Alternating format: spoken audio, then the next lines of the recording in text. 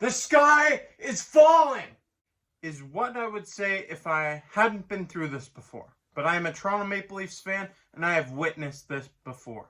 The Toronto Maple Leafs lose 6-3 to the Vancouver Canucks, and this is their 5th consecutive loss. And 2 of these losses have come to the Vancouver Canucks, who were off for close to a month and had 3 practices in that time. And big props to the Vancouver Canucks, by the way.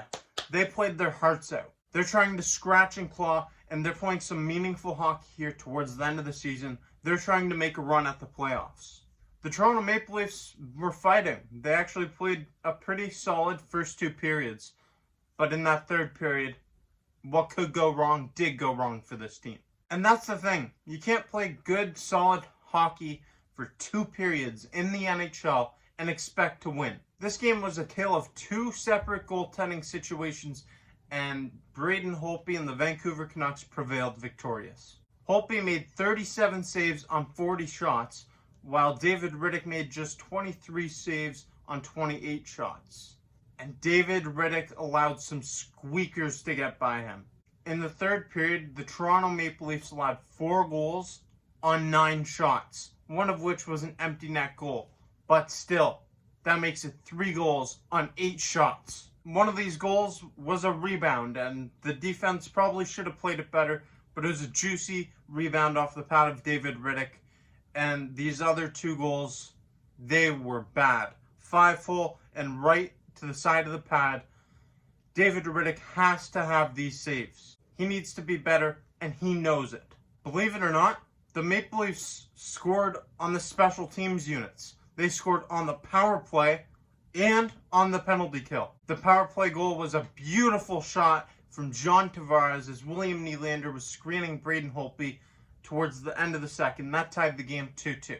And the shorthanded goal came early in the 3rd period, scored by Adam Brooks, who gets his 2nd career goal, all set up by Mitch Marner. This goal looked to be a big momentum swing in favor of the Toronto Maple Leafs early in the 3rd period. They take the lead, and it's a 3-2 game. But the Vancouver Canucks had other plans. Niels Hoglander scores just 3 minutes and 33 seconds later, and it was all Canucks from here on out. The Toronto Maple Leafs really let this game get away from them, and the losing streak continues. This team needs to rebound this week against the Winnipeg Jets. They have some pivotal games coming up against them.